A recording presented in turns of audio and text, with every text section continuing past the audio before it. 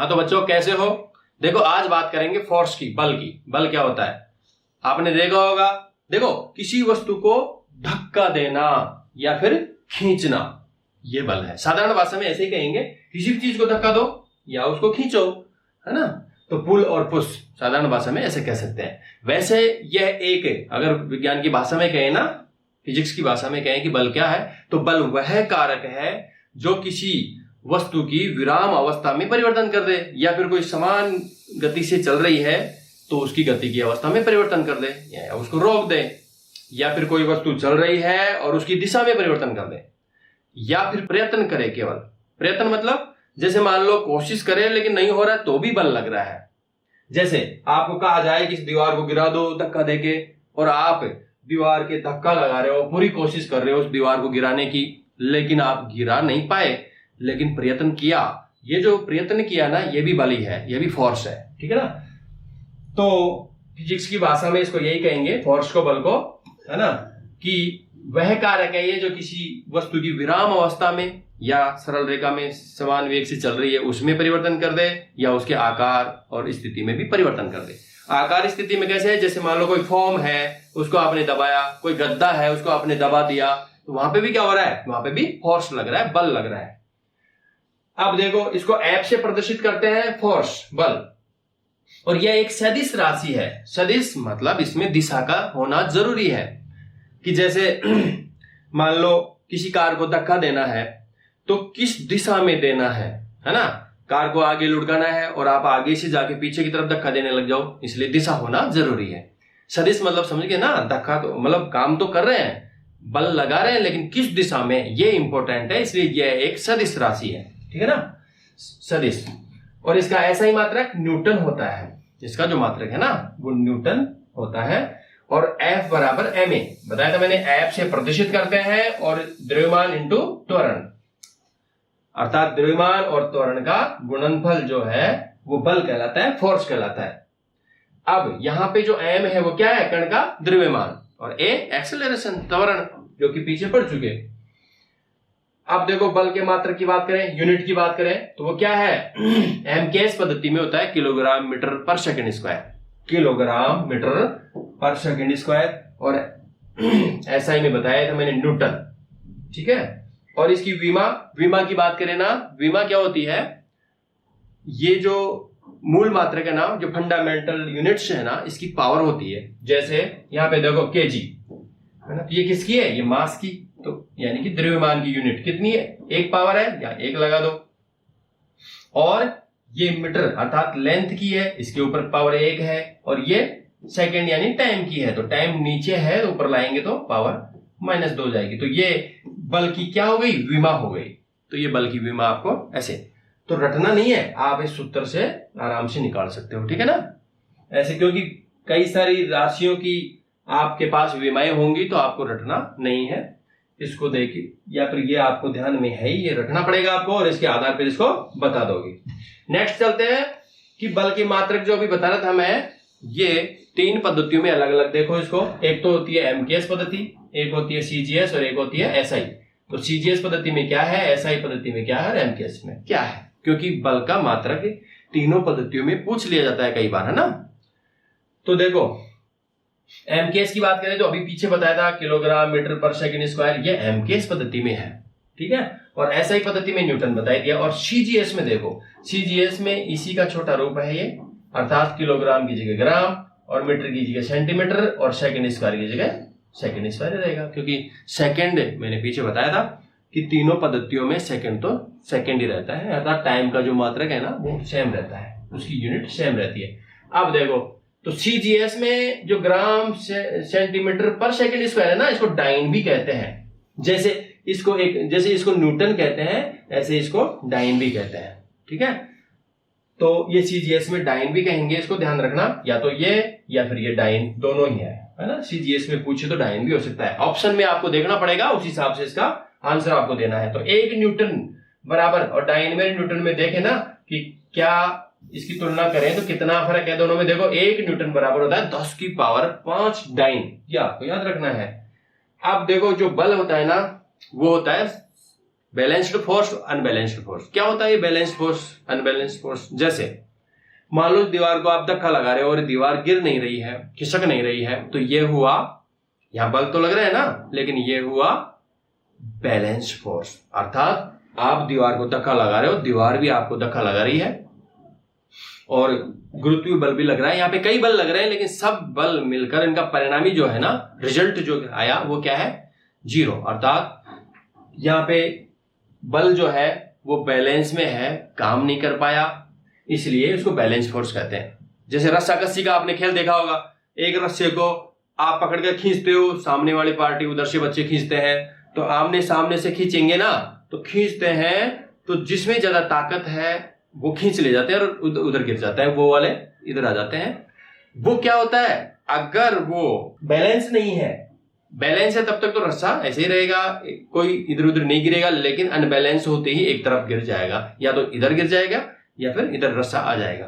ठीक है बच्चों, तो पर साथ साथ देखो सब्सक्राइब कर लो, जिन्होंने अब तक सब्सक्राइब नहीं किया ना तो सब्सक्राइब कर लो चैनल को, ठीक है, और बच्चों को भी सेंड करो इसे।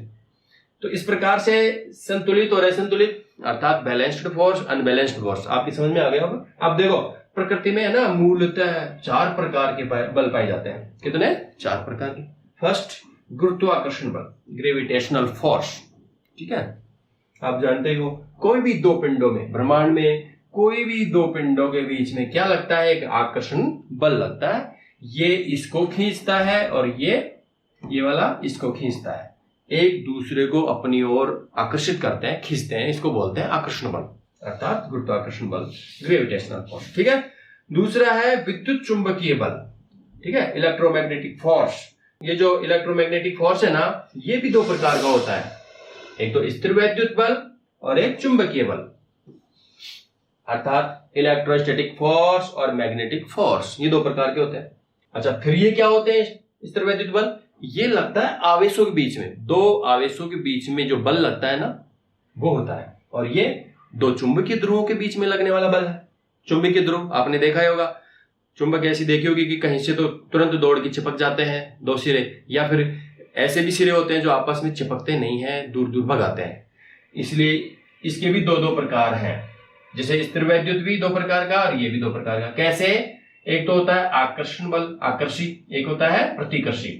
अर्थात एक तो क्या करते हैं, और वो भी क्या होता है, देखो ध्यान से, इसमें आवेश होता है ना, प्लस और माइनस की बात है, ये प्लस माइनस आवेशों के बीच में क्या लगता है? ये बल लगता है। तो अगर प्लस ही प्लस में या माइनस ही माइनस में बल लगेगा ना, वो क्या होगा?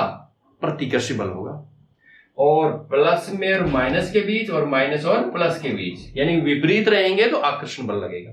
ठीक है ना, ऐसे ही चुंबकीय एन के बीच में और एस के बीच में क्या होगा? प्रतिकर्षण। और एस या एन, ठीक है ना, दोनों में से विपरीत होंगे तो चिपक जाएंगे। तो ये 2 प्रकार के होते हैं, दोनों प्रकार के होते हैं। अब आगे देखो, तीसरा जो है ना दुर्बल नाभिकीय बल, वीक न्यूक्लियर फोर्स। ये नाभिक के अंदर लगने वाला फोर्स है, लेकिन ये वीक वाला है, कमजोर वाला है। ठीक है, तो एक होता है प्रबल नाभिकीय बल।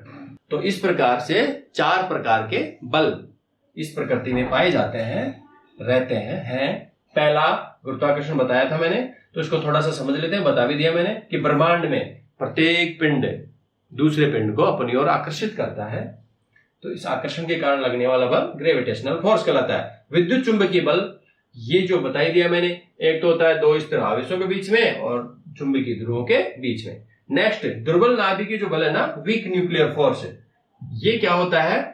ये रेडियो सक्रियता के दौरान जो बीटा कण निकलते हैं ना, उसी वक्त पैदा होता है ये बल। ठीक है ना, अदरवाइज इसका वैसे अस्तित्व नहीं है, लेकिन रेडियो सक्रियता के दौरान जब बीटा कण निकलते हैं तब ये अस्तित्व में आता है, अदरवाइज। और ये देखो प्रबल नाभिकीय बल, स्ट्रॉन्ग न्यूक्लियर फोर्स, तो दुनिया में सबसे ज्यादा पावरफुल जो बल है ना वो यह है प्रबल नाभिकीय बल। तो ये प्रबल नाभिकीय बल कहां लगता है और कितना मजबूत होता है, ये देखो। तो ये भी 4 प्रकार के बल देखे ना कि 4 प्रकार के बल होते हैं ना, उनमें से सबसे ज्यादा पावरफुल यही होता है। और ये कहां होता है, कहां लगता है? आपको पता है ना, पदार्थ बहुत छोटे छोटे कणों से मिलकर बड़ा होता है, बहुत छोटे कणों से, यानी कि लाखों करोड़ों खरबों अरबों अणुओं को इकट्ठा करें ना तब भी आपको नजर नहीं आएगा, इतने छोटे कण होते हैं। उसमें जो परमाणु होता है, और उस परमाणु में भी जो नाभिक होता है उसके अंदर लगते हैं। ये नाभिक में लगने वाला बल है ये। और नाभिक में किसके बीच में लगता है ये बल? आप जानते हो नाभिक में, नहीं जानते तो मैं बता देता हूं। आपको पता है ना, नाभिक में न्यूट्रॉन और प्रोटॉन रहते हैं, न्यूट्रॉन और प्रोटॉन। तो ये जो प्रबल नाभिकीय बल लगता है ना, वो किस में लगता है? देखो, ये बल ऐसे ऐसे लग सकता है, या तो न्यूट्रॉन ही न्यूट्रॉन के बीच में, न्यूट्रॉन ही न्यूट्रॉन के बीच में भी लगता है, प्रोटॉन और न्यूट्रॉन के बीच में भी लगता है, और प्रोटॉन और प्रोटॉन के बीच में भी लगता है। समझ में आ गई ना? तो देखो, नाभिक में कौन रहते हैं? प्रोटॉन प्रोटॉन प्रोटॉन, और न्यूट्रॉन न्यूट्रॉन न्यूट्रॉन ऐसे रहते हैं। इसमें बैठे रहते हैं प्रोटॉन और न्यूट्रॉन, सब के सब मिलकर नाभिक में रहते हैं। तो ये बल क्या होता है? या तो न्यूट्रॉन ही न्यूट्रॉन के बीच में भी लगता है, और प्रोटॉन न्यूट्रॉन के बीच में भी लगता है, और प्रोटॉन और प्रोटॉन के बीच में भी लगता है। तो इस प्रकार से नाभिक में जो प्रोटॉन और न्यूट्रॉन रहते हैं ना, उनके बीच में लगने वाला आकर्षण बल है ये। और ये सबसे मजबूत होता है। जितने भी 4 प्रकार के बल जो प्रकृति में पाए जाते हैं ना, उनमें से सबसे पावरफुल ये रहता है। तो देखो, सबसे पावरफुल ये, और सबसे दुर्बल कौन सा है? सबसे दुर्बल है गुरुत्वाकर्षण बल। ये भी आप याद रखो कि देखो, प्रबल बल कौन सा? प्रबल नाभिकीय बल। प्रबल नाभिकीय ये जो बल है ये सबसे प्रबल है। तो ये सबसे प्रबल, उसके बाद में दुर्बल नाभिकीय बल, और उसके बाद में स्थिर वैद्युत बल, और सबसे पीछे अर्थात सबसे कमजोर जो है वो है गुरुत्वाकर्षण बल, है ना, ग्रेविटेशनल फोर्स। ये क्रम भी आपको याद रखना है। अब देखो नेक्स्ट, ये बल अति लघु परास। ये क्या होता है? अति लघु परास मतलब अर्थात इसकी जो रेंज है ना बहुत कम होती है, बहुत कम। आप जानते हो, मैंने बताया था नाभिक, पहली बात तो परमाणु ही बहुत छोटा होता है, आंखों से ही नहीं देख सकते, आंखों से उसको देख ही नहीं सकते। अगर 1000 1,00,000 है ना परमाणु इकट्ठे हो जाए, उसको भी आंखों से नहीं दिखता है। वो भी किसी किसी पदार्थ का तो वो भी आंखों से नहीं देख सकते हैं, ठीक है ना। तो इतने छोटे होते हैं। तो फिर इतने छोटे परमाणु में, और वहां उसमें भी नाभिक में जो प्रोटॉन न्यूट्रॉन रहते हैं उनके बीच में लगता है। और बस इसकी सीमा इतनी है, बहुत कम जगह में ये बल लगता है, इसलिए अति लघु परास का बल है ये। और सबसे ज्यादा लंबी परास का बल कौन सा है? गुरुत्वाकर्षण बल। गुरुत्वाकर्षण के अंदर चाहे लाखों किलोमीटर दूर कोई पिंड है, वो भी क्या करेगा? आकर्षण बल लगाएगा, है ना। जैसे मान लो सूर्य यहाँ से लाखों किलोमीटर दूर है, लेकिन यहाँ से सूर्य भी पृथ्वी को खींच रहा है, पृथ्वी सूर्य को खींच रही है, ठीक है ना। तो इस प्रकार उसका परास सबसे ज्यादा है, लेकिन वो है भी सबसे कमजोर। बताया मैंने अभी कि सबसे दुर्बल जो बल है वही है। और स्थिर वैद्युत बल से भी क्या वो दुर्बल है, ये मैंने एक प्रैक्टिकल में सिखाया है, बताया है आपको। तो आप वीडियो को वॉच करें, देखें। अब देखो नेक्स्ट बात करते हैं जड़त्व आघूर्ण की। देखो बच्चों, पीछे जो सरल रेखी गति की बात हो रही थी ना, वहां पे मैंने जड़त्व अर्थात इनर्शिया के बारे में बताया था आपको, जड़त्व, है ना। तो जड़त्व क्या था? एक उस वस्तु का प्राकृतिक गुण था जो उसकी स्थिति में कोई परिवर्तन करे ना तो उसका विरोध करती है वो। ऐसे ही सरल रेखी गति न होके यदि वृत्ताकार गति हो, किसी अक्ष के चारों तरफ कोई गति हो रही हो, वहां की बात करें तो वहां पे भी एक जड़त्व होता है, अर्थात उसमें भी कोई परिवर्तन करे तो उसमें भी कोई विरोध करता है। तो वहां पे जो विरोध करता है वो क्या कहलाता है? जड़त्व आघूर्ण, ठीक है। तो इस प्रकार से, तो ये कौन सी गति? घूर्णन गति में लगता है एक तरह से। अब घूर्णन गति का एक एग्जांपल बताता हूं आपको। जैसे कोई भी चीज घूम रही है, सब घूर्णन गति है। जैसे साइकिल का पहिया घूमता है, वो पे घूर्णन गति हो रही है। दूसरी बात है, आपने कुम्हार का चाक देखा होगा, तो अगर चाक को घुमाते हैं ना, चाक को घूमते हुए देखा होगा, तो इस चाक को अगर शुरू में घुमाया जाता है ना, ये रेस्ट में है, इसको घुमाने का प्रयास किया जाता है, तो ये विरोध करता है उसका, अर्थात ये रेस्ट में है और इसको घुमाते हैं तो विरोध करेगा। एक तो ये क्या हुआ? ये जड़त्वागुण कहलाता है। जैसे मैंने कहा था किसी वस्तु में परिवर्तन, सरल रेखी गति में पढ़ा था ना, इनर्शिया। यहाँ पे ये घूर्णन कर रहा है, वहां पे भी विरोध करता है। रेस्ट में पड़ा है और कोई घुमाता है तो विरोध करेगा। और यदि पहले से घूम रहा है ये चाक और इसको रोकने का प्रयास करे तब भी ये विरोध करेगा, है ना। उसको कहते हैं जड़त्व आघूर्ण। तो समझ में आ गई होगी। तो सरल रेखा में या कोई सीधी रेखा में सरल रेखा कोई गति हो रही है ना, ऐसे कोई चल रहा है, या फिर कोई रेस्ट में है, इसको ऐसे चलाना चाहते हैं, सीधा चलाना चाहते हैं, वहां लगता था जड़त्व, अर्थात इनर्शिया। और यहां पे क्या है, जड़त्व आघूर्ण, क्योंकि ये वृत्तीय गति में या घूर्णन गति में, जहां कोई चीज घूम रही है ना, घूर्णन गति में काम करता है ये। और इसका जो, इसको आई से प्रदर्शित करते हैं, आई से, और इसका जो मान है ना mr², ये सूत्र है इसका, I बराबर mr², I बराबर mr²। इसमें ये mr² क्या है, m तो है इसमें द्रव्यमान, जैसे मान लो चाक की बात कर लो, है ना, या फिर साइकिल के टायर की बात कर लो, साइकिल के टायर को घुमाने की बात करें तो देखो ये तो उसका द्रव्यमान है। और r क्या है, जहां जिस अक्ष पर घुमा रहे हैं ना, जैसे देखो कुमार का चाक होता है, इस अक्ष पर चारों तरफ ऐसे घूमता है, तो उस अक्ष से दूरी कितनी है, ठीक है ना। जैसे साइकिल का टायर की बात करें, देखो तो यहां इस अक्ष से इसकी त्रिज्या ये r, ठीक है ना, तो इस त्रिज्या की बात हो रही है। तो ये जितनी ज्यादा त्रिज्या होगी क्या हो जाएगा, इसको घुमाना उतना ही मुश्किल, शुरू में घुमाना, और फिर घूमने के बाद रोकना भी उतना ही मुश्किल। समझ में आ गई होगी, ठीक है। जैसे देखो कुमार के चाक की उदाहरण दे, इसके कुमार के जो चाक है नहीं, इसका उदाहरण देके बताता हूं। देखो अगर छोटा चाक है तो इसको घुमाना थोड़ा आसान है, क्योंकि यहाँ पे r क्या है, कम है। अब यदि बड़ी साइज का चाक है, इसको घुमाना मुश्किल है, और बड़ी साइज का चाक है उसको घुमाना और भी मुश्किल हो जाता है, ठीक है। ऐसे ही पहले घरों में जो हाथ से चलने वाली जो चक्की होती थी, आटा पीसने की चक्की, वहां पे भी यही बात है। यदि वो चक्की है ना, उसका जो ये घेरा है वो छोटा होता था तो उसको घुमाना थोड़ा आसान था।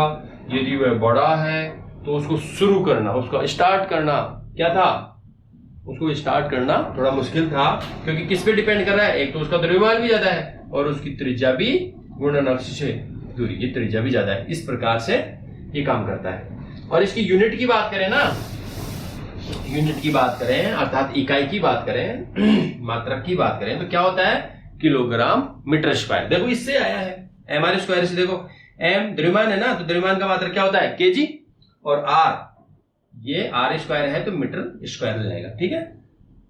अब है एग्जाम्पल की बात करें तो ये ऐसे एग्जाम्पल कहां है, देखो ध्यान से। एग्जाम्पल, कलाकारी दिखाने वाली लड़की अपने हाथों को यदि फैला लेती है, कलाकारी दिखाने वाली लड़की मतलब जैसे एक चक्कर पे घूमती हुई लड़की को देखा होगा, ऐसे घूमती है ना वो, तो वो लड़की यदि हाथों को फैला ले, ऐसे फैला लेगी ना, तो क्या हो जाएगा, उसकी गति कम हो जाएगी। और जैसे ही वो हाथों को सिकोड़ लेती है तो वो तेजी से घूमने लगती है।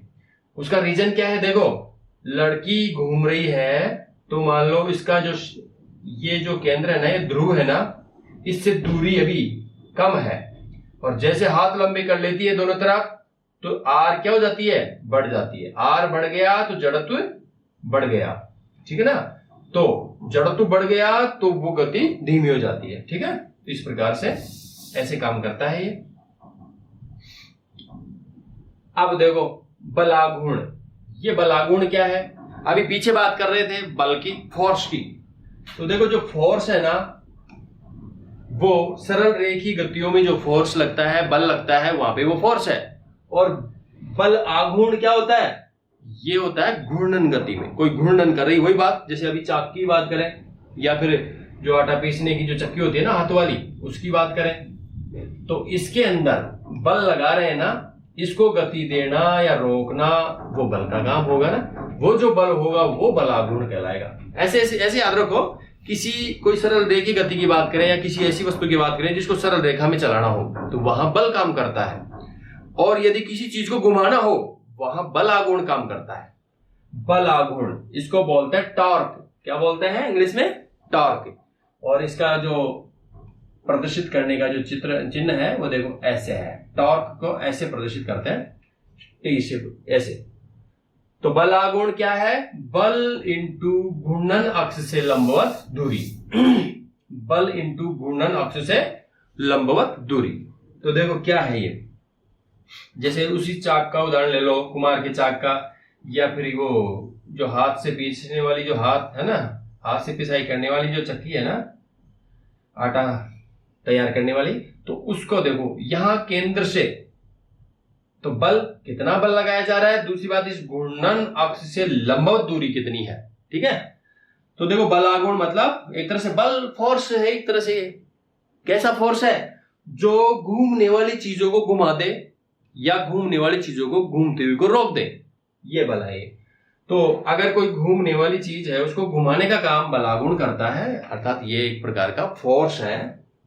तो ये फोर्स कैसे काम करता है? इसके लिए जितना बल लगाया, जितना फोर्स लगाया इनटू घूर्णन अक्ष से उसकी दूरी कितनी है, इस पर डिपेंड करता है।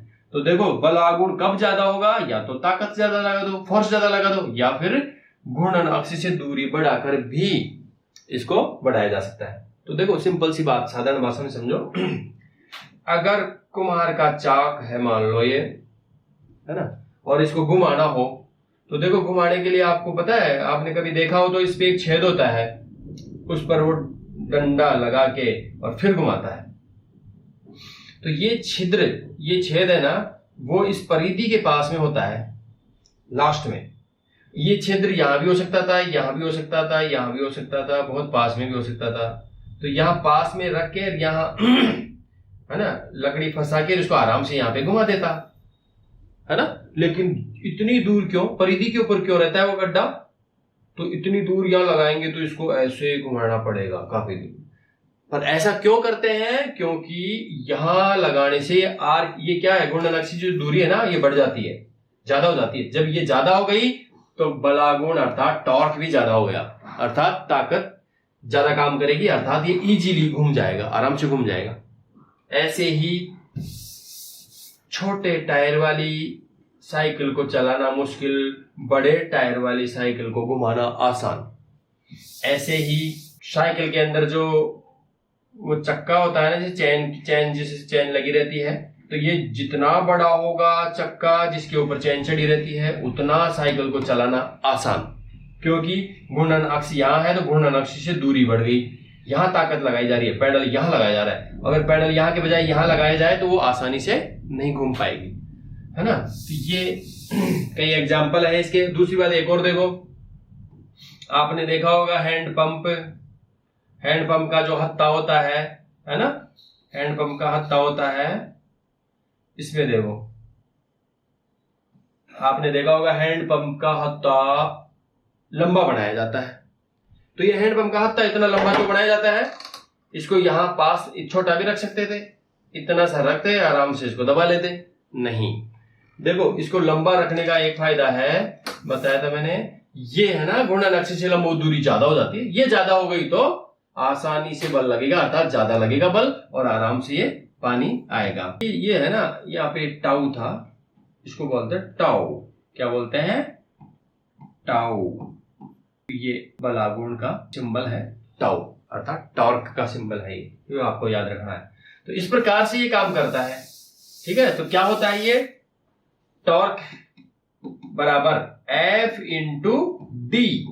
तो F क्या है? फोर्स, उस पर जो लगाया गया बल है ना वो, इंटू डी अर्थात घूर्णन अक्ष से लंबवत दूरी। तो दोनों में से कोई भी चीज ज्यादा हो, अगर बल ज्यादा लगाया तो भी काम होगा, और यदि डी ज्यादा है तो भी काम होगा। इसलिए किसी को ताकत ज्यादा नहीं लगानी हो, फोर्स ज्यादा नहीं लगाना हो, तो क्या कर लो, इसको बढ़ा लो। घूर्णन अक्ष की लंबवत दूरी है ना, इसको बढ़ा लो। इसलिए हैंडपंप का हत्था जितना लंबा कर दोगे, इसको दबाना या चलाना उतना ही आसान हो जाएगा, उतना ही बल कम लगेगा, समझ गए। लेकिन फिर बहुत ज्यादा क्यों नहीं कर देते? तो ऐसा है तो फिर और लंबा रख दो। तो देखो ऐसा अगर कर देंगे तो आसान तो हो जाएगा, लेकिन आपको पता है ना ये एक विशेष जगह में यहां लगता है, तो अगर एक निश्चित सीमा तक रखेंगे तो ठीक है, अदरवाइज ज्यादा लंबा कर देंगे तो ये यहां जाएगा, तो फिर यहां नीचे आदमी इसको पकड़ कैसे पाएगा वहां से, और पकड़ भी ले कैसे, रस्सी डाल के इसको खींच भी ले नीचे, तो जब नीचे खींचेगा तो ये कहां जाएगा, फिर ये जमीन के अंदर जाएगा, है ना। नीचे दबाएंगे तो फिर जमीन के अंदर जाएगा। इसलिए एक निश्चित सीमा तक ही रखते हैं, ज्यादा भी नहीं रख सकते, है ना। और आप कहोगे कि सर अगर ऐसी बात है तो कुम्हार के चाक में और दूर रख दो, तो और दूर कहां रख सकते हैं इसमें, ये तो इसका सेंटर है, केंद्र है। अब यहां से ज्यादा दूर कहां रख सकते हैं, बस यहां रख सकते हैं, इससे बाहर थोड़ी रख सकते हैं। तो इसका क्षेत्र यहां होता है घुमाने के लिए, ठीक है। तो इस प्रकार से ये था, तो ये टॉर्क है। अब एक यूनिट की बात करें इसकी, अर्थात मात्रक की बात करें, तो देखो बल का मात्रक क्या होता है, न्यूटन, और इसका घूर्णन अक्ष से लंब दूरी का मीटर, तो क्या हो गया इसका मात्रक न्यूटन मीटर। ठीक है, अब देखो नेक्स्ट एग्जांपल अभी बताया था मैंने, हैंडपंप का हत्था और दरवाजे का हत्था, पेचकस, है ना। अब चीजें सामने आती याद आ गई। देखो दरवाजे का हत्था, आपको पता है दरवाजा, देखो ऐसे यहां बताता हूं, जैसे ऐसे दरवाजा है तो इधर पेच लगे रहते हैं या फिर यहाँ पे ये फिक्स रहता है, यहाँ पे चलता है, घूमता है। जैसे मान लो ये दरवाजा है, इसको ऐसे ऐसे चलाना, तो घूर्णन अक्ष कहाँ हो गया इसका, ये घूर्णन अक्ष यहाँ हो गया। तो घूर्णन अक्ष से जितनी लंबी दूरी पे जाके हत्था लगाएंगे उतना आसानी से डोर को खोल सकते हैं, ज्यादा ताकत नहीं लगानी पड़ेगी। इसको बढ़ा दिया तो ताकत कम लगेगी, इसलिए दरवाजे को आसानी से खोल सके तो हत्था कहाँ लगाते हैं, यहाँ पे लास्ट में। अगर हत्थे को यहाँ लगा दें तो इसको खोलना मुश्किल हो जाता है।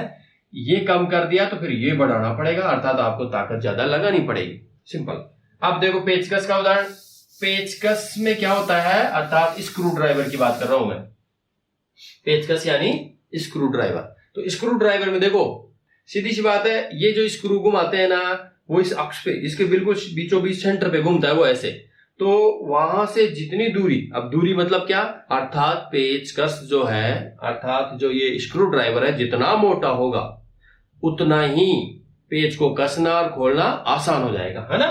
तो ये क्या होना चाहिए, पेचकस, पेचकस मोटी साइज का होना चाहिए, मोटी साइज का होगा पेचकस, है ना। तो इसमें क्या होगा, इसको घुमाना आसान होगा। और आपको पता है इसमें थोड़े से रिंकल्स से पड़े रहते हैं, वो रिंकल्स इसलिए ताकि पकड़ ढंग से रहे, फिसल नहीं जाए हाथ से घुमाते वक्त, इसलिए इसके ऊपर रिंकल्स भी डाल के रखते हैं। और हत्था जितना मोटा होगा उतना इस आसानी रहेगी घुमाने में। ठीक है, तो इस प्रकार से बच्चों आपको समझ में आया होगा कि ये बल क्या था और बल आघूर्ण क्या है, और अब इस पे चर्चा फिर और आगे करेंगे नेक्स्ट।